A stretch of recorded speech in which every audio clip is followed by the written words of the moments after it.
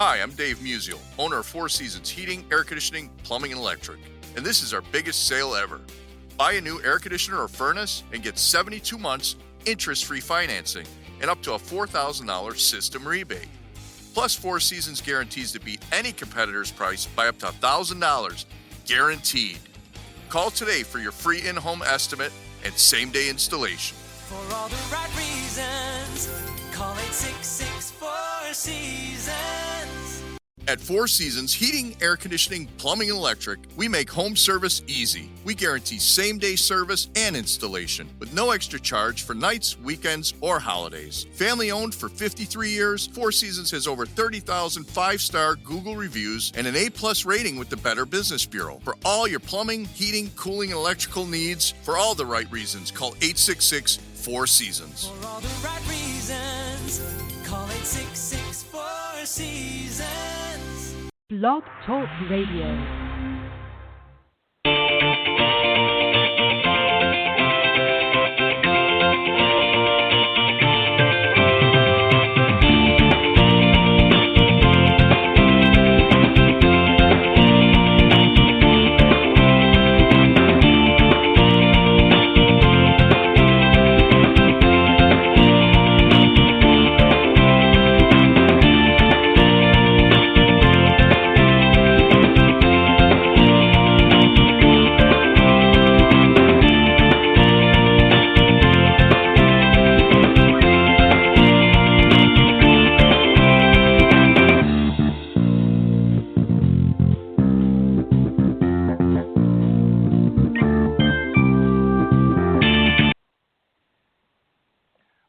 Good morning, everybody, and welcome to the Women of Golf Show. I'm Ted Odorico, and normally right alongside is my co-host and good friend, LPGA professional Cindy Miller, but she's running a little bit late this morning, but we've got a great show for you this morning, and as soon as she comes on board, I'll bring her out.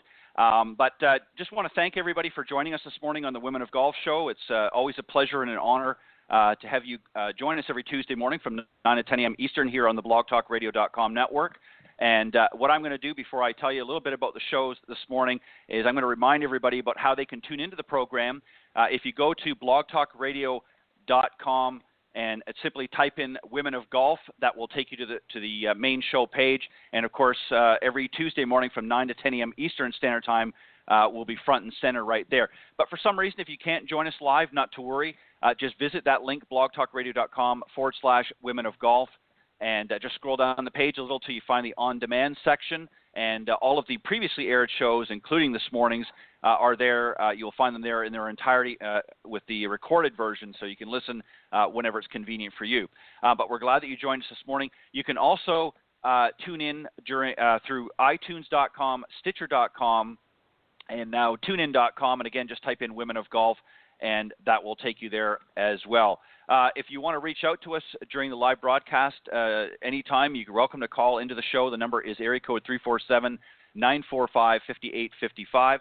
Or if you want to reach out to either Cindy or I, the best way to do that is through our emails. And Cindy's is cindy@cindymillergolf.com, and mine is at ted.golftalklive@gmail.com. And don't forget to join me every Thursday evening on Golf Talk Live here again on the blogtalkradio.com network. You just simply type in Golf Talk Live instead of Women of Golf, and you can catch me there every Thursday evening from 6 to 8 p.m. Central here on the blogtalkradio.com network.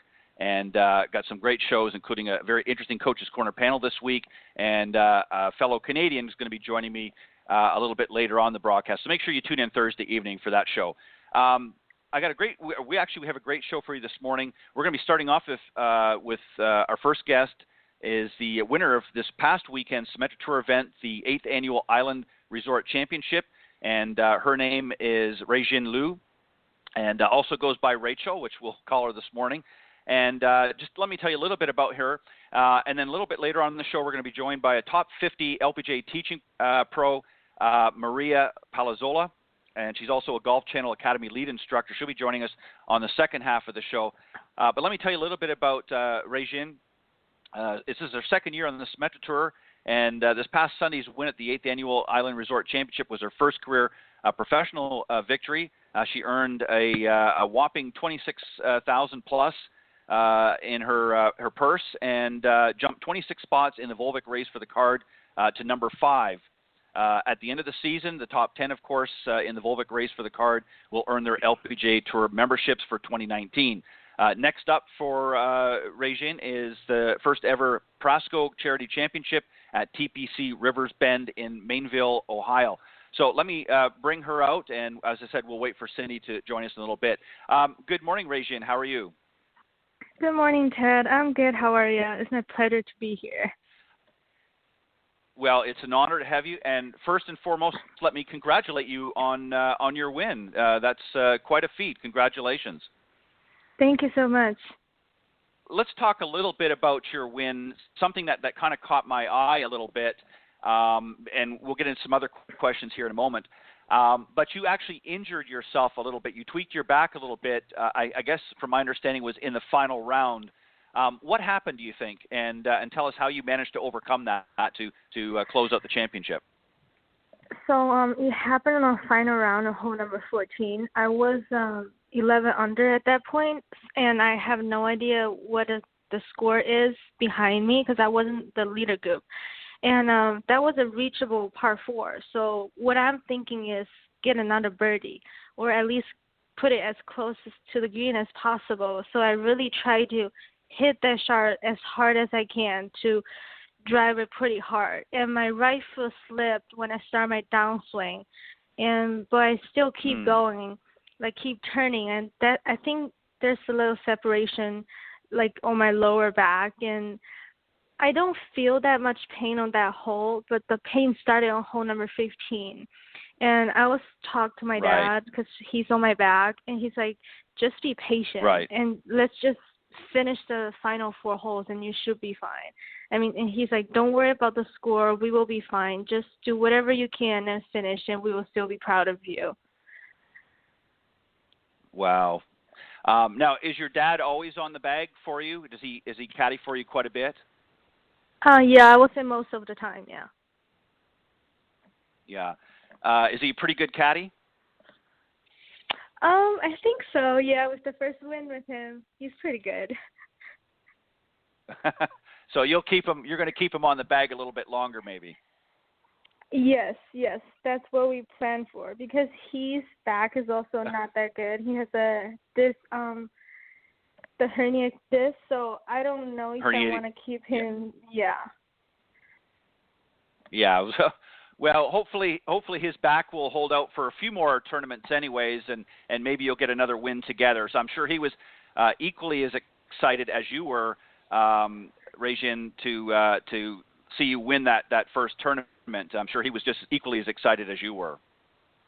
Yeah, my dad and my mom is both pretty excited. I mean, it's been like a really emotional roller coaster for all of us. Right. Well, that's one of the things about playing on tour is it's always going to be somewhat of an up and down experience. So let me ask you one of the first main questions that we wanted to ask you this morning is, do you do anything special to prepare for a tournament? I mean, obviously, I know you go out in the practice range and you hit some balls and things, but is there anything special that you do to prepare for a tournament? Well, I don't know I will call it special or not, but I have my own a journal, and I try to write something down that can remind me for the whole week or for the next day.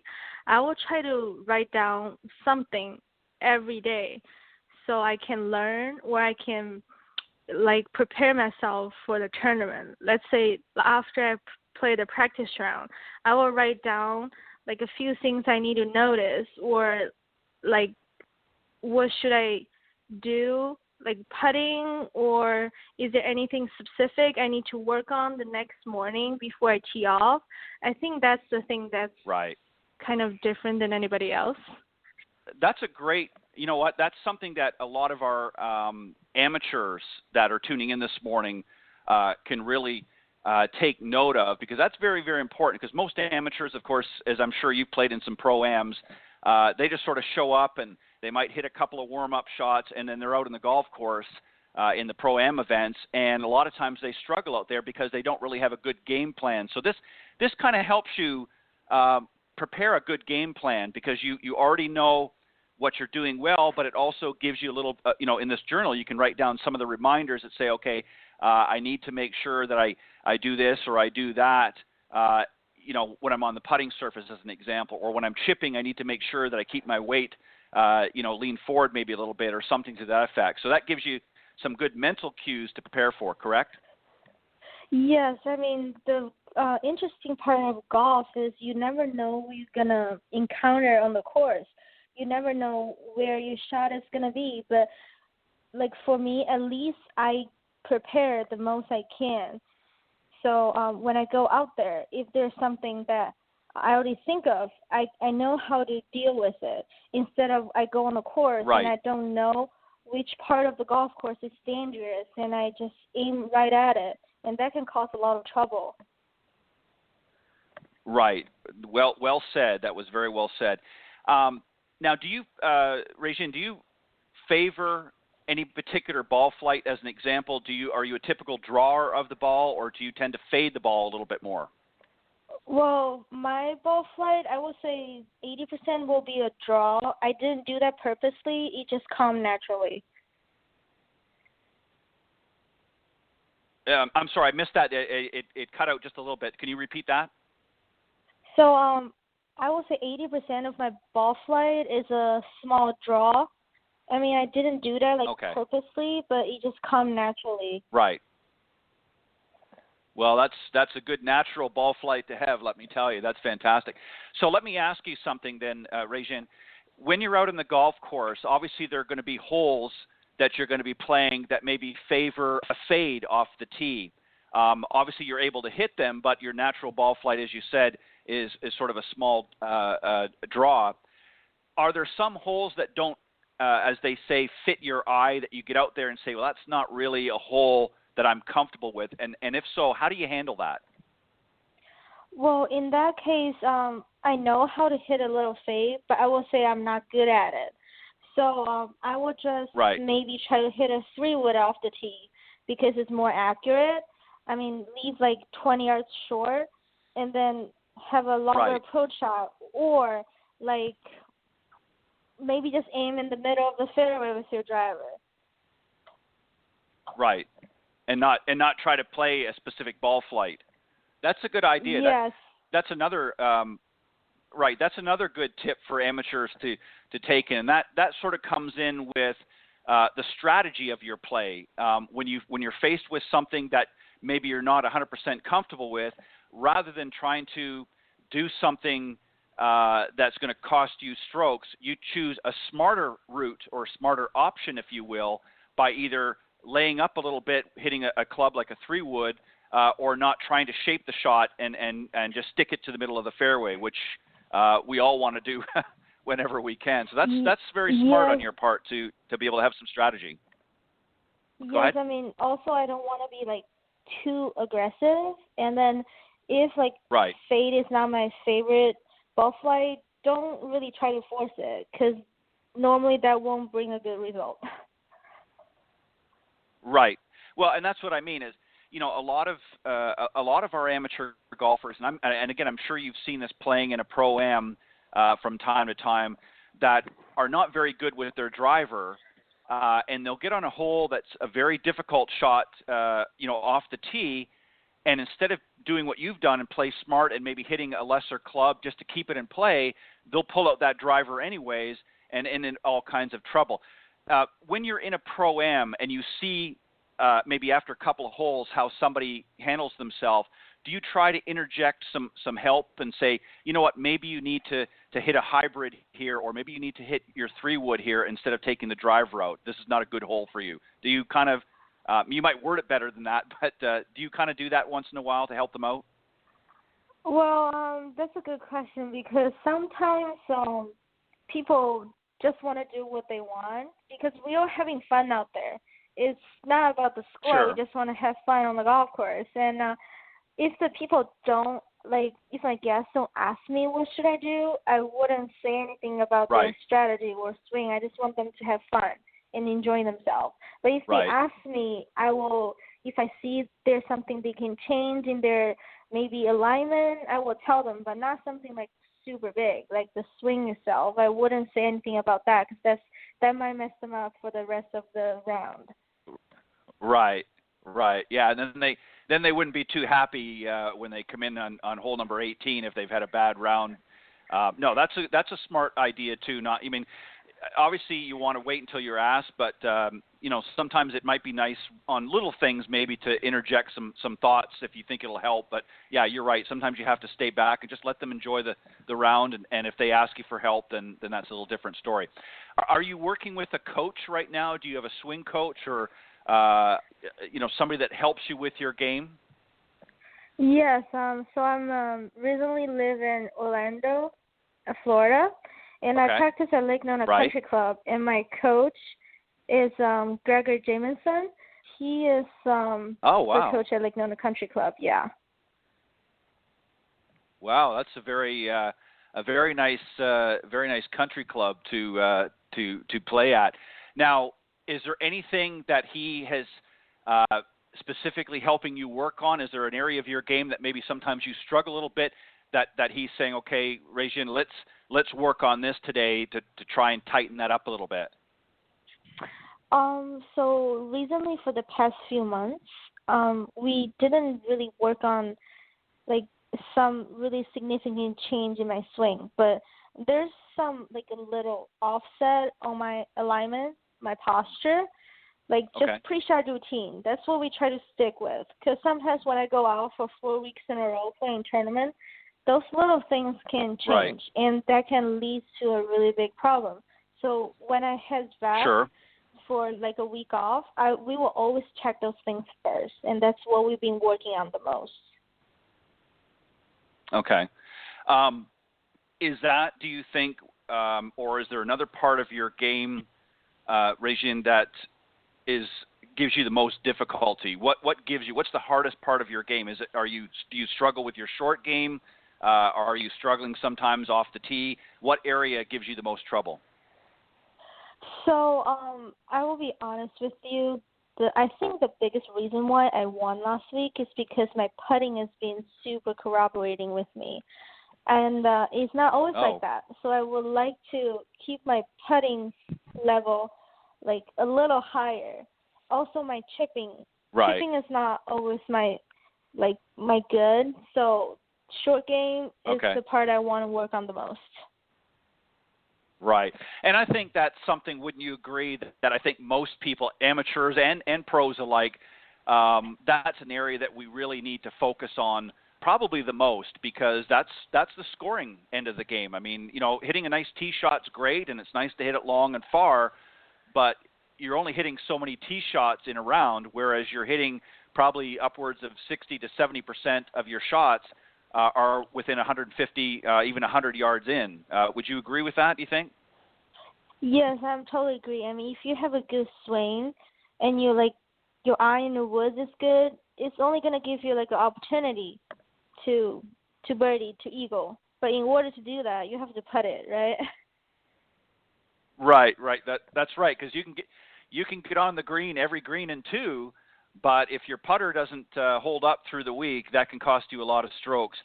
What do you do, Ruixin, in a round when something's not going well? And I'm going to use the term when the wheels fall off the bus. So in other words, you're going along, everything's going well, and suddenly you have a really bad hole. Mentally, how do you get through that moment and get yourself refocused on what you need to do? How do you overcome that little, maybe you shoot a double bogey or something on a hole, or even a triple bogey, you have a really bad hole, or maybe even a couple of holes. How do you mentally wrap your mind around that, get past it, and continue on without letting it bring down your whole round? Well, getting through that kind of issue, I think, is the most difficult part of this game, because if you have a double, if you have a triple, it's going to stay in your mind for quite a while. And honest with you, I'm not that good of getting rid of those things. So what I will do and what I'm trying to do is after I have a bad hole, I will stand on the next tee box, and then I will think about what I did wrong, and I will think about what should I do in the future holes, how to prevent it, and just try to forget it as much as I can. I mean, if I cannot, play along with it. And I mean, because I don't want to force myself to forget about that thing. If I do that, I'm not going to forget it. So I'm just trying to play along with it as much as I can. Well, that's fantastic, and that's a great way to handle things. So let me ask you sort of one of the final questions I want to ask you. What's one of the hardest parts of playing on tour? And I'll give you an example. Is the traveling difficult for you at some time because you're kind of all over the place when you have to travel from place to place? Is that something that's one of the hardest things for you to handle on tour, or is there other aspects?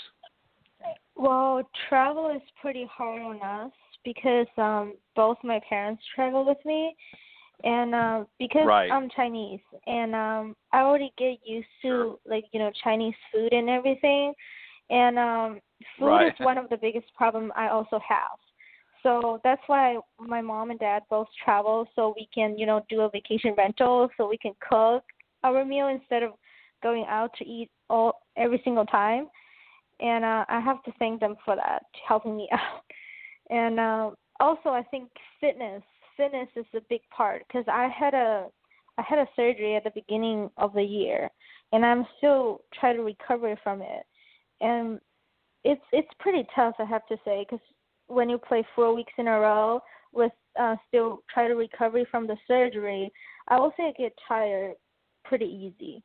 My apologies, Ruixin. I, for some reason, got cut out here and my mic went dead, so I missed a little bit of what you had said. But generally, you said that some of the traveling is difficult, obviously, because of the food and things. But I understand, I guess, your parents, because they travel with you, that helps a little bit because you can kind of have some home cooking along the road. Is that what basically you were saying? Yes, that's one part. And the second part is fitness, because I had a surgery at the beginning of the year, and I'm still trying to recover from it. So when we play like 4 weeks in a row, I get tired pretty easy at the last two, and that's something I really want to work on and get back on like previous year, because right now I'm really in a condition, I would say, pretty tired. Right, exactly, and I can see how that would be a challenge week in, week out, because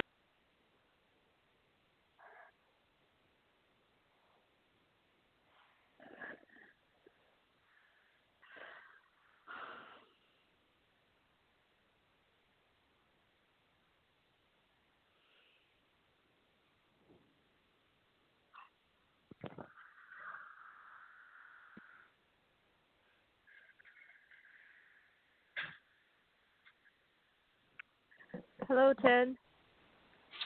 Yes, my apologies. I'm not sure what's happening. I'm having a technical issue here, so I apologize. I don't know what's happening. It keeps canceling my line. But Ruixin, I'm going to have to let you go anyways because we're at the end of that segment. But I appreciate you coming on, and congratulations on your win this past weekend, and good luck this week in the next event. I hope you have another successful round and are able to pull it through this weekend as well.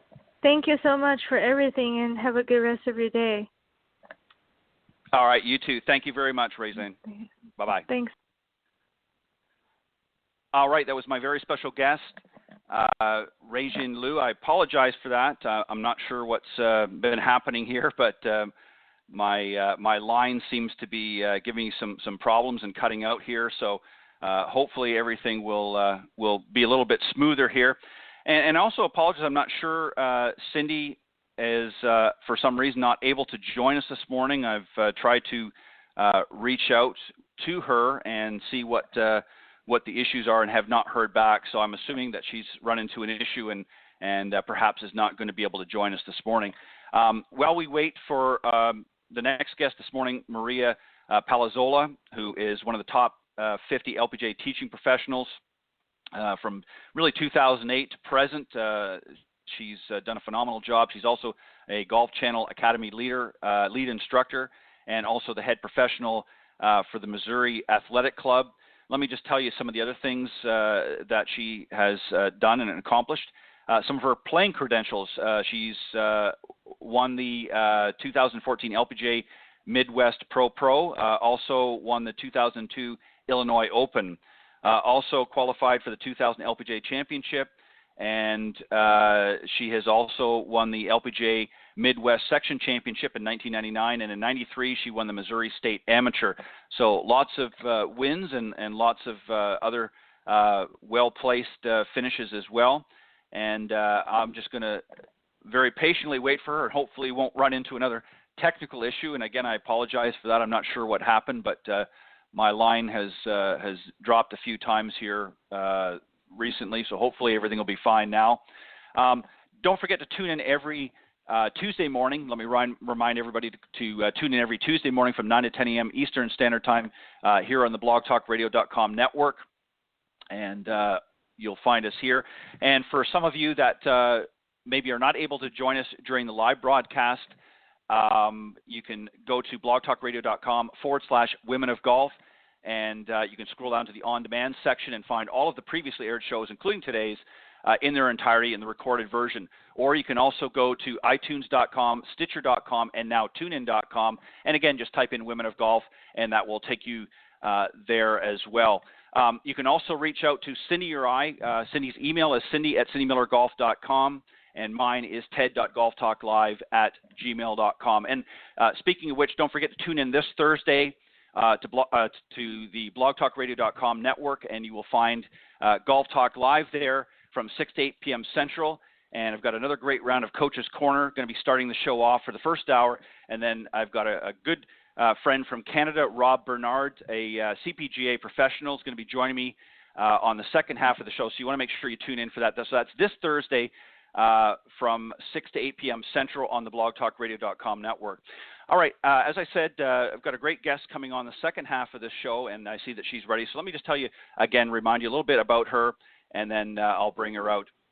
Her name is Maria Palozola, and she's a top 50 LPGA teaching professional, and also a Golf Channel Academy lead instructor. She's also the head professional for the Missouri Athletic Club. Many accolades, which I've read out already on the show. So let me just bring her out, and we'll start the conversation. Good morning, Maria, and welcome to the show. Hey, Ted, how are you doing? Thanks for having me. Not a problem. First of all, let me just tell you, I'm not sure what happened to her, but for some reason, Cindy is not joining us this morning. I don't know. I've tried to reach out to her a couple of times, so she may have run into a problem. So it's just going to be you and I this morning. I hope you don't mind. Okay, but I appreciate you joining me. Sure thing. All right, I so know let's talk about traveling. Yeah, I figured that's probably what it is. And she always says, she's got so many plates spinning at once that sometimes it's a little difficult to navigate. So, but not to worry. I promise you, you're in good hands. All right, Maria. Okay. So let me ask you, first and foremost. Obviously, you have a very well accomplished career thus far, and continuing in your journey. What is it that drew you to the golf game? When did you start showing an interest? How old were you when you first started playing golf, and what specifically drew you to the teaching side? Well, that's actually an interesting question. I mean, I remember my first swings being in the backyard. I was the youngest of 7 kids, and I was the youngest by 9 years. So my parents were older. My dad loved the game, was very passionate about it. And, I often got stuck kind of being toted around with my mom and dad we'd go on vacation. They would always want to play golf. And when it was, Sundays or weekends, they always wanted to go out and play golf. So they kind of would tote me along. And they threw me in a junior golf program actually at the age of 7. So I started playing in little tournaments and such. But honestly, I was very into team sports. I was a big basketball and soccer player. And I think like most girls, I really liked the more team and social aspect of those sports versus golf until I was about 12 and started to get a little more interested in golf, but really didn't think about it competitively until I was about 15. And I actually see that with a lot of the young girls that I teach today. It's really around, Right. 12 to 15 that a lot of them really start to want to be good at golf and want to compete at it, whereas with the boys, it happens a lot younger. Right. Now, let me ask you something, as a woman, because you obviously have a different perspective perhaps than what I might have, but you and I kind of grew up in a similar background. I started very, very young. My father was, actually my mother and father, but particularly my father was very interested in golf and got me out there, on the practice tee, if you will, at a very, very young age. I was probably earlier than 7 years old, and, chipped in the backyard, that sort of thing. So we were introduced to golf very early on. But there are a lot of, especially with some of the generations out now, a lot of youngsters that are not introduced. How do we introduce them at an earlier age? What can the industry do, if you will, to make that change? I know there's a lot of junior golf programs out that are great, but there's not really an introductory program like there is for soccer or for basketball in the school systems. What can we do you think, to change that? Yeah, I think, and I'm in St. Louis. I think that's slowly growing. I mean, there's some things like my company, St. Louis Golf Lessons. We do after-school programs now. So, whereas the First Tee program and the PGA has gone into some public schools and done some instruction in the PE classes, we're actually targeting even all the private schools and going in and doing programs after school.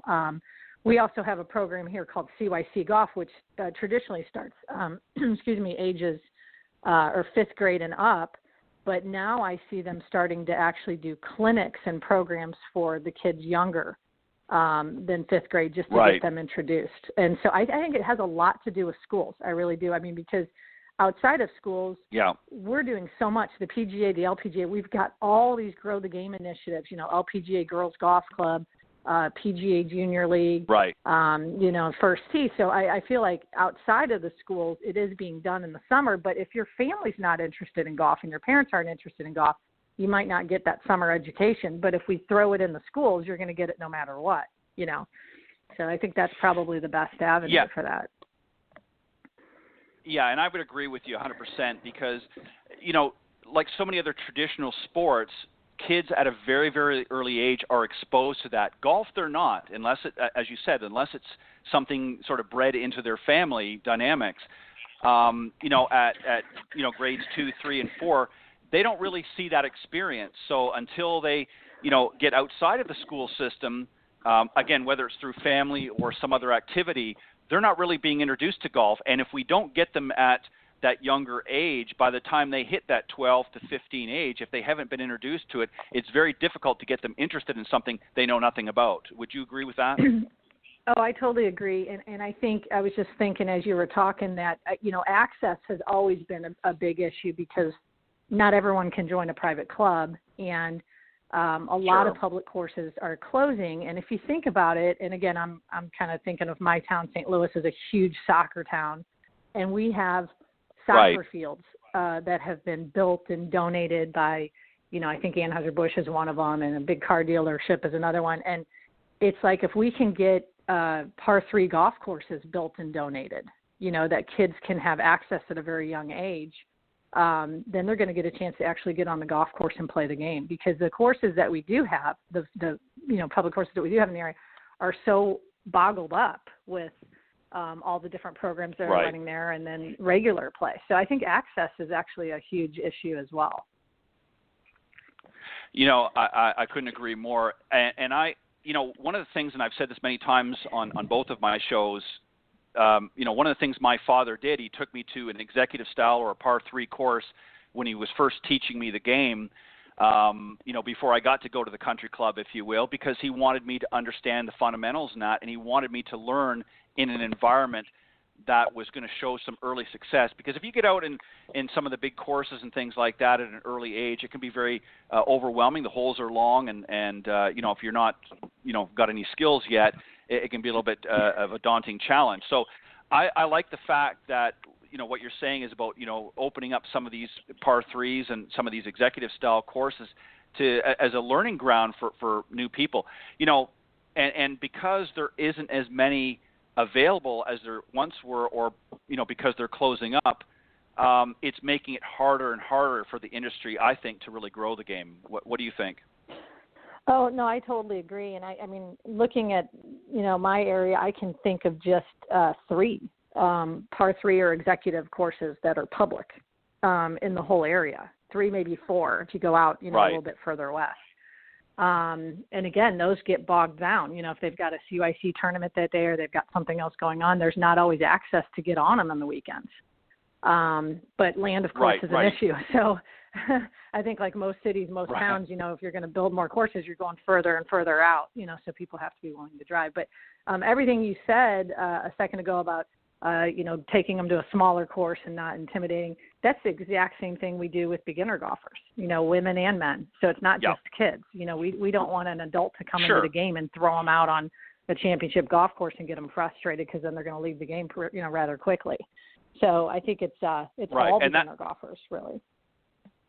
Yeah, and that's exactly what unfortunately does sometimes happen is they get out there and it's a challenging game. I mean, let's be honest, it's probably, if not one of the most challenging games out there to learn, and it can be difficult. But with proper training and guidance from your fellow professionals, it's something that can be overcome and bring a lot of fun and enjoyment. But again, it's a matter how we approach this. So let me ask you, obviously there are a lot of different current issues surrounding the game right now. Are there any that you can think of that concern you, that maybe we're not going in the right direction as an industry, or that changes that you'd like to see make that maybe are either moving at a snail's pace? Is there anything that you can think of offhand that maybe you'd like to see do a little bit differently? I think, and this might be a little bit in contradiction to what most people think and maybe where you're wanting to go with this, but I actually think, in my opinion, we have too many conflicting programs, and that's coming from a teacher's standpoint, is I feel like the PGA has PGA Junior League, the LPGA has LPGA USGA Girls Golf, then there's the First Tee, and then I run a program called the USA Junior National Team. I run a chapter, of that here in St. Louis. And as an instructor, you want to be able to offer everything you can to your kids. You don't want to not have a program, let's say, and have to send them somewhere else because the course down the street runs that program. But it's to me, it's getting very diluted and everybody's sort of competing for juniors. And I think if there was a way to sync all of that up a little bit better, and I don't know what the answer would be to that, but if we all had a different target market, let's say, that would be better, because I'm actually finding the parents that do want to get their kids into the game confused.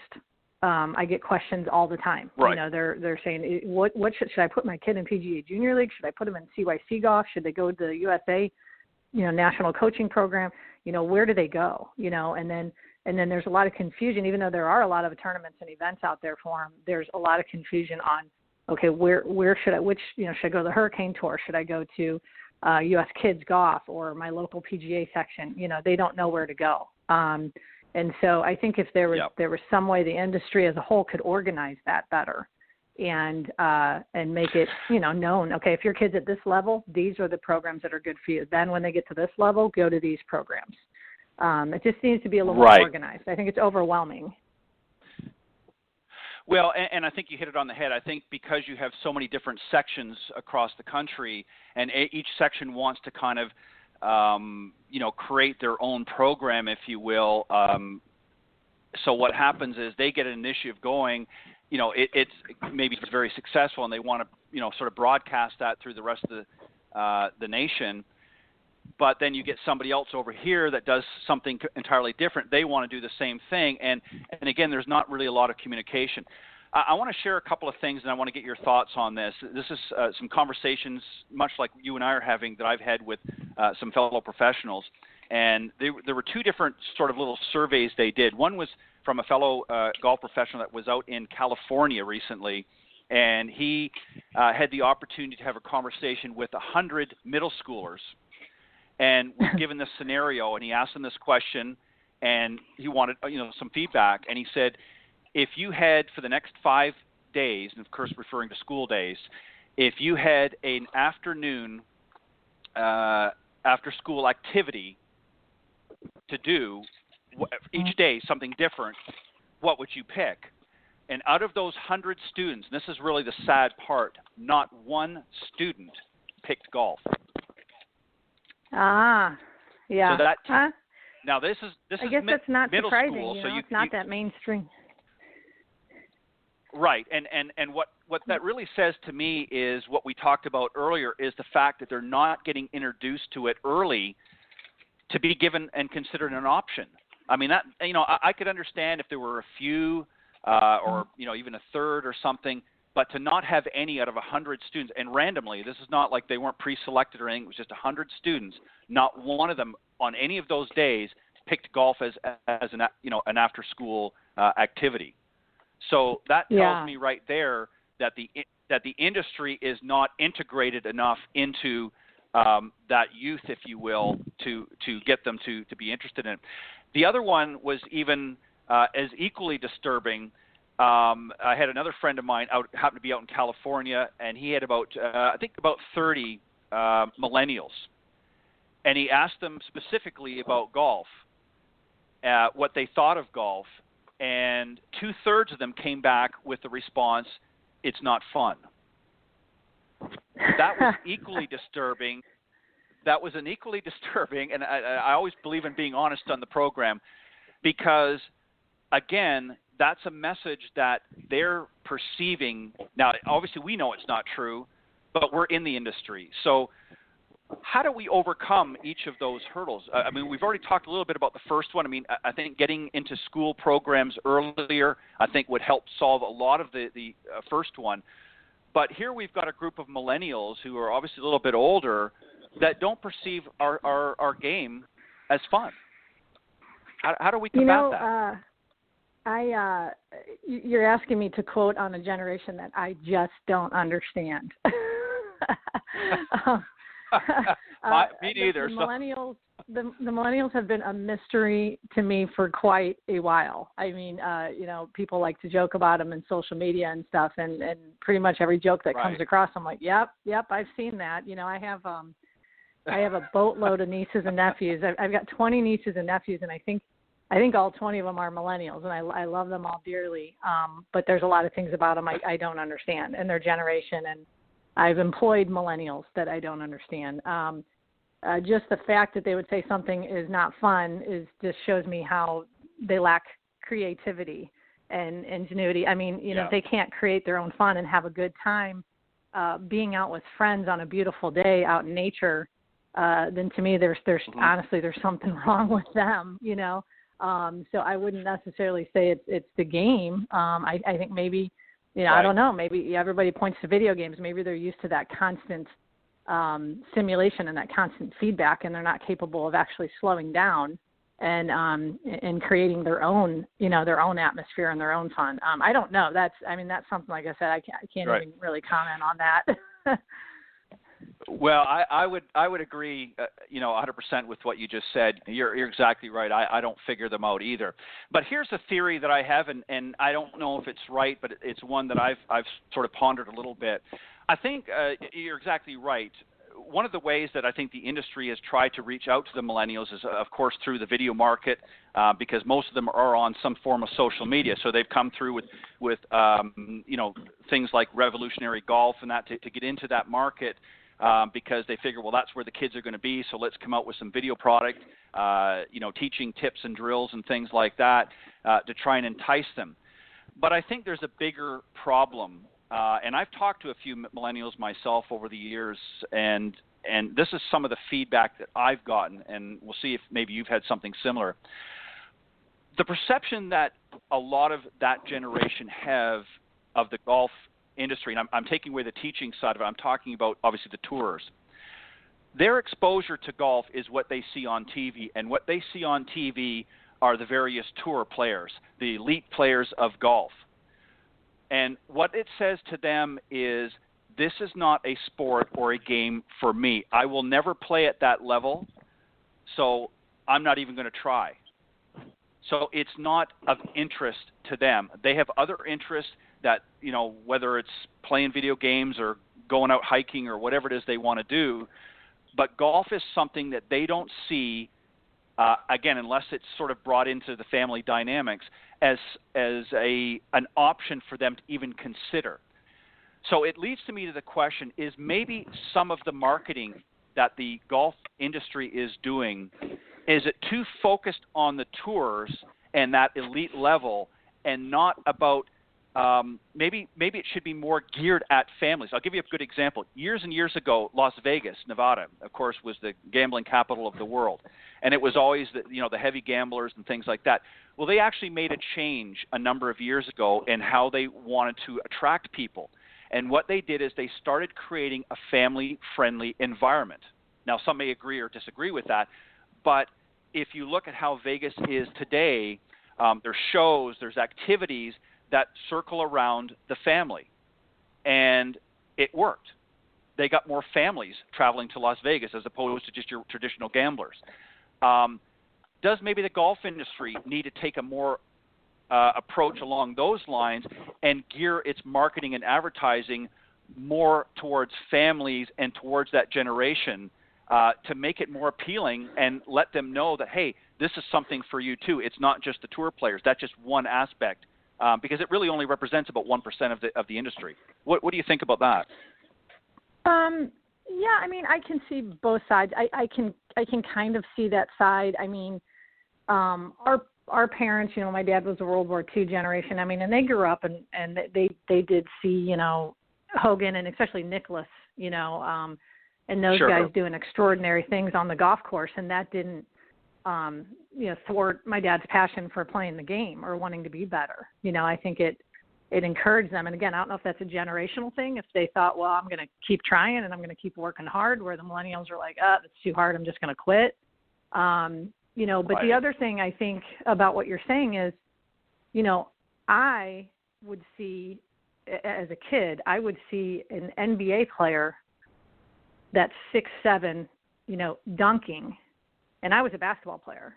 And to me, that would be Right. way less achievable than watching Jack Nicklaus make a birdie. So if Right. they're watching all these basketball players do extraordinary things and they're still playing basketball, then I would say that's probably not the answer, in my opinion, because that seems Right. much less achievable than becoming a good golfer. I mean, we've got, lots of PGA Tour players that are 5'7", 5'8", making it on the tour, little guys. Yep. So, Yep. Again, watching basketball or football or whatever, to me, that seems more physically impossible than becoming a good golfer. So that's a tough question. Yeah, I really don't know if we'll ever solve the problem of the millennials, to be quite honest. And I don't mean that disrespectful to any millennials that are tuning into the show. But, they are a different breed for sure. But I think also one of the other things that was brought to my attention, and I think this is general across the board, but maybe even more so in their generation, and that is the time factor. A lot of people, time restraints, there's so many other activities going on. The 4 to 5 hour round is just not something in a lot of people's wheelhouse. I mean, we've seen rounds drop across the board just because people have other commitments, family commitments and job commitments, what have you. Doctors, in the industry used to joke because every Wednesday was, doctor's day on the golf course. Well, that's not true anymore. A lot of them don't get out and play as much as they used to. So I think time availability is another factor. How do we, what do we do about that, to make it so that, you don't have to go out and play 5 hours? Yeah, and I agree with that. And that kind of rolls it back to having more of the executive courses and courses that are just 9 holes and shorter. Yeah. That you can get in and out of. Maybe they've got a few par 4s on them, but you don't have to take all day. And I honestly don't know where the idea of you got to play 18 holes came from, because I mean, I grew up even playing at a country club, but we didn't always go out there and play 18 holes. We went out there mostly and just played 9. Right. And that was back in the 70s and 80s. But I think things like fashion and everything else, it's very cyclical. I think of my older brothers and sisters that were raised in the 60s and 70s. They were all exposed to the junior golf program at the club, but it wasn't cool back then. Country club stuff was very uncool in the 70s, and my brothers rebelled against it. And some of them now regret as they're older, the fact that they didn't learn to play when they're young. So we could just be in a cycle like that where it's a little bit out of style. But, the thing I question about that, too, is, everybody says the game's decreasing and we're losing golfers and we're losing players. And I'm sure those stats are right, but I don't understand them because when I was a junior golfer, nobody played golf. I was the only one in my school, my whole entire grade, that played golf. Now, if you go to that same grade school, more than half that class has played golf or is exposed to it. So I don't know if they're saying, statistically because the population has grown, there's a smaller percentage of golfers. But to me, it doesn't make sense because, again, growing up in the 70s and 80s, kids didn't play golf that much, especially unless they were at a private club, So now, to me, there's way more children playing golf than there ever were. So I kind of get confused by that. I don't know where the stats are coming from or what they mean. But to me, there's far more juniors out there than there ever have been, in my mind. They're all over the place. You're exactly right. No, you're exactly right. I think the stats can be a little bit misleading. I think there's a lot of other factors. I think also, too, because we see a tremendous amount of growth, Maria, in international golf. I mean, we think of all the players internationally that have come onto the LPGA Tour as an example, into junior golf that are coming over here from China, from, Korea, and all other nations abroad that are coming in that are excited. And some areas that never had, typical golf programs are now just booming with all kinds of interest. So I think obviously, there's going to always become somewhat of a saturation in any market of anything. It doesn't matter whether it's a sport or business or otherwise. There's going to be a sort of a saturation period, and then there's sort of a reinventing, if you will, of the process, and then there's another big boom. So I think we're in that time frame that maybe golf temporarily here in the United States kind of saturated out. There were a lot of golf courses were being built like crazy. I mean, they're being built like crazy overseas right now.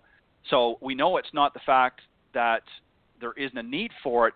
It's just that we maybe temporarily have tapped out here, and we need to find other ways of growing the game and getting folks out there. And Topgolf is a company, even though it's more along the entertainment side and not really, quote unquote, getting people to, sign up for lessons necessarily, but it's another area of golf to at least get people interested in letting them know, hey, we're out here too.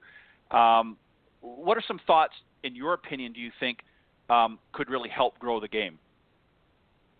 Well, I think you hit on something with Topgolf because it's going to hit a different aspect of the game. A lot of people ask me as an instructor, and especially as an instructor that works at a driving range, am I worried because Topgolf is getting ready to open up here this summer, this fall? And I say no, because it's drawing a whole different crowd. It's still growing the game, but it's growing a different crowd in the game.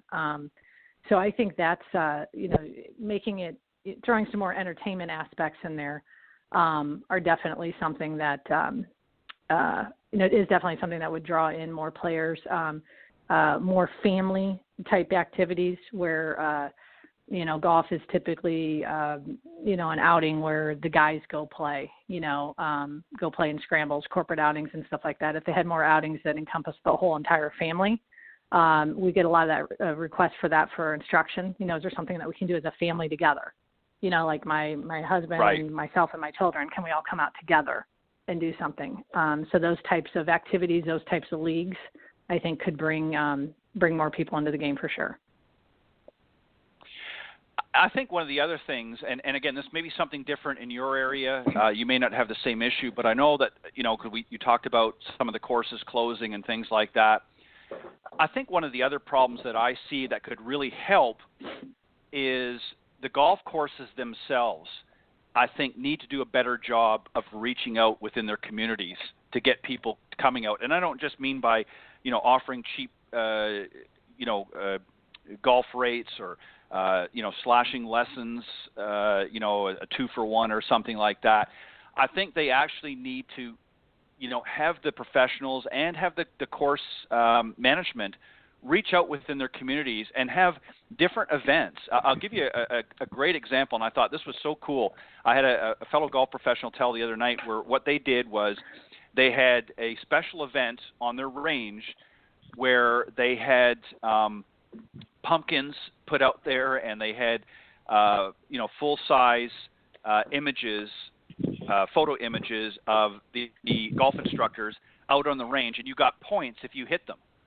And it was kind of, they made a fun game out of it, and they invited people out, and if you hit the pumpkin, you got this, or if it bounced, and I think they cut the top off, so if it bounced in or something, you got so many points for that. But the idea was they were very creative, and they made an event, and they invited a bunch of people from the community, and it was all, put on by the golf course, and that was just to get them out there, and have some sort of a fun event. And obviously there were, they had the instructors out there, and you got, 50 points if you hit Bob over here, and 100 points if you hit so-and-so down there, further down the range.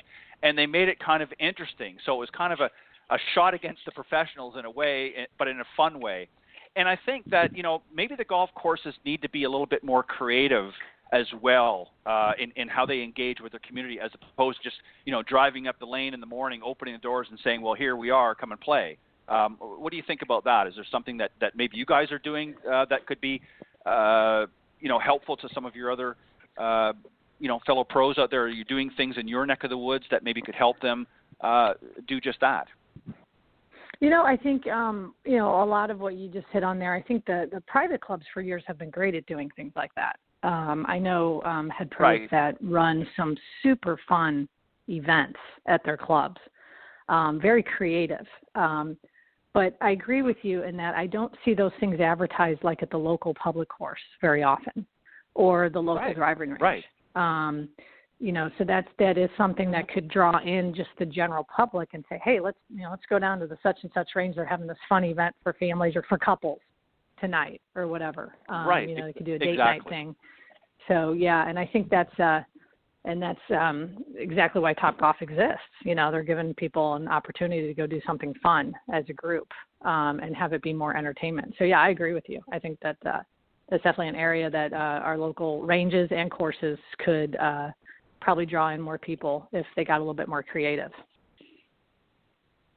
Exactly. And I mean, I can remember as a youngster in school, one of the, obviously we had, wood shop for the boys and, home economics for the girls.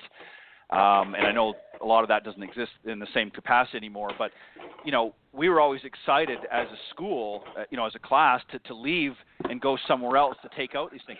So, I mean, this is something that the courses could offer as well as, have some sort of an event going on even during school that's, to some of the local ranges and say, hey, look, bring your classes here during this period, and we're going to have some kind of event, a special type of clinic or something like that gets them engaged and gets them interested, so that when they go home and they say, hey, you know what, we were at such and such today, we had a lot of fun, it was interesting, it was kind of cool, whatever, and that gets the family sort of jazzed up about it.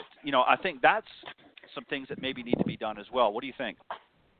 Yeah, and we do have some of that in St. Louis. At the range where I work, you will see some schools bringing buses out occasionally. I believe it's like their PE classes have like little field trips out. And then a lot of the daycares in our area bus kids out. We actually had about 3 groups yesterday. It took up like almost the whole range. So, I think a little bit of that is being done at least here in St. Louis. Right. We've only got a few minutes left, but before we go, I see that Cindy has popped in. Cindy, do you want to say a quick hello? Guess what I just did? I didn't realize that I'm an hour earlier in Chicago at the KPMG Women's PGA Championship. So I'm like, I'm getting ready to do the show. Well, no, you're not. It's over with. Wow. Don't tell anybody. Yeah, it happens to the best of us. Well, oh my goodness, I am so sorry. Well, you Cindy, missed I'm going all to let the you intelligent have the final things I said. Did you? Well, yeah, with Louise Ball, Deb Angelo, Nancy Henderson, all the LPGA Executive Committee, we're on our way to Kemper Lakes, where I happened to qualify for the LPGA Tour a long, long, long time ago. And, it's the women's clinic today. So I'm all excited, and the show is over. Well, Cindy, we're glad that you were able to come on and share that with us, and I'm gonna bust you on that one next week. So, but I'll let you have the final question if you have a question for Maria or any final thoughts before we close off. Maria, if you were teeing it up in the KPMG tournament this week, if you were Allison Kurt or Wendy Doolin or Jean Bartholomew, what would you be practicing today? I actually have played Kemper Lakes because I used to live up there. That's where it is, you say, and that's where you're headed? Yes, it is. Yeah.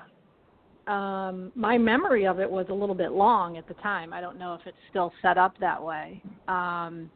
But I think with anything else, if you're getting ready to go play in an event of that caliber, you best find out about the greens and figure out quick in your practice round what they do, how they roll. I like to divide greens into quadrants in my mind and kind of figure out which quadrant the pin is going to be on and what's going on in that quadrant, what kind of slope is there and where the ball feeds and whatnot. So I would assume most of those ladies do the same thing, and the majority of their focus is going to be on their short game, getting the chips rolling around the greens and sinking a lot of putts. I totally agree. Well said. Well, ladies, unfortunately we have to wrap it up, but thank you, Maria, for joining me this morning. Yes, I'll sure give you an opportunity if you want to let the folks know how they can reach out to you, Maria, if they're interested, if they're up in your area, or if they're planning to be in your area, how they can reach out and get in touch with you. The best way is just our website, stlouisgolflessons.com. Perfect. And all of the information is there that they can reach out if they want to come and work with you or maybe get you to help them with their game. Well, Maria, thank you very much for joining me again this morning here on the Women of Golf Show. And Cindy, thank you for popping in. I know it was an unfortunate adjustment in time, and those things happen to the best of us, so no worries. I think I did a good job covering while you were away. So, ladies, thank you. Have a great morning. Good luck, Cindy. Have some fun up there. And thank you, everybody, for joining us this morning on the Women of Golf Show. God bless everybody and have a great week. Thanks, Maria, and thanks, Cindy. Yep. Thanks, sure thing. Ted. Thanks for having Bye-bye. me on. Bye-bye. Bye-bye.